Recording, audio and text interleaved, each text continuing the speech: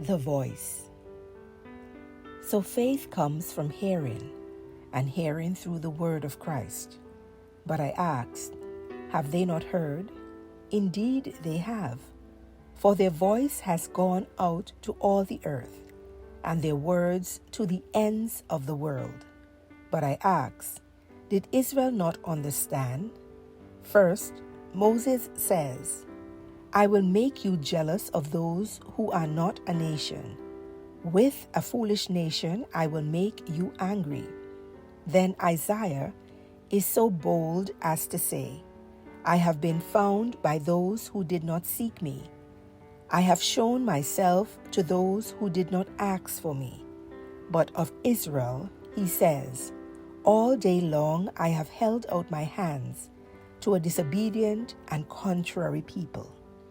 Romans chapter 10, verses 17 through to 21, the English Standard Version.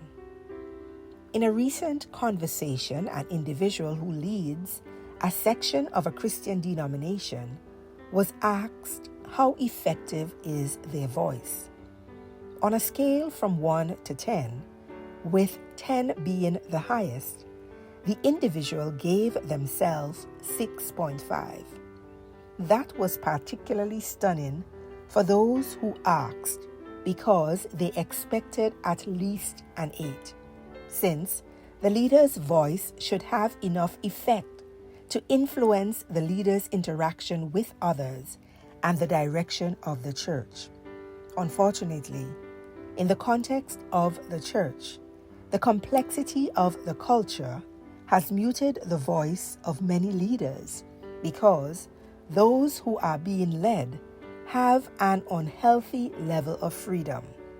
Now, freedom is good, but unmanaged freedom is a disaster waiting to happen. Freedom says, hearing is my prerogative, and so should be the consequences, right? It is ideal for a church leader to influence the direction of the body, but God has given freedom of choice, so the leader's work is never easy. When the work becomes easy, complacency sets in and the disaster worsens. In the text for today, the Apostle Paul explains the human elements that challenge every leader in the Christian church: disobedience and contrariness. In Romans chapter 10, verses 17 through to 21, he explains that despite hearing and understanding the gospel, Israel continues to engender disobedience.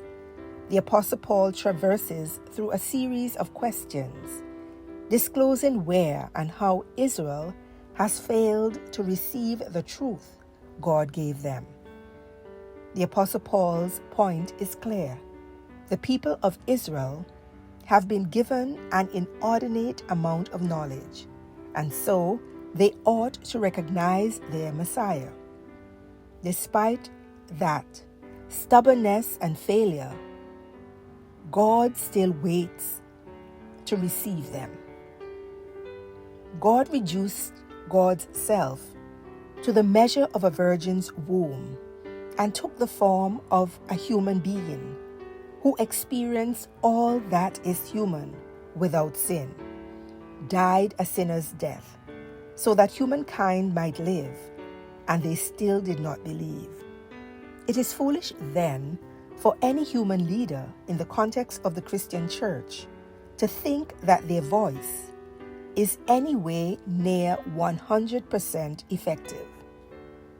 The gospel is spread by hearing, but disobedience is the root problem of why people hear the gospel and do not accept it, according to John chapter 5, verses 39 and 40, and chapter 7, verse 17. Those who disbelieve do so because, on some level, they do not want to believe, thus making leadership at all levels of the church challenging.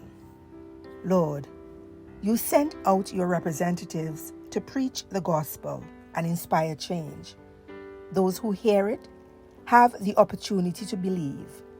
Those who believe call on your name, and all who call on your name will be saved, according to Romans chapter 10, verse 13. Lord, help us to accept that only some will believe, even by our best efforts. Amen. You have been listening to Morning Manna with Reverend Bonnie EBW Smith, Superintendent of the Moravian Church Antigua Conference and Minister of Christian Education.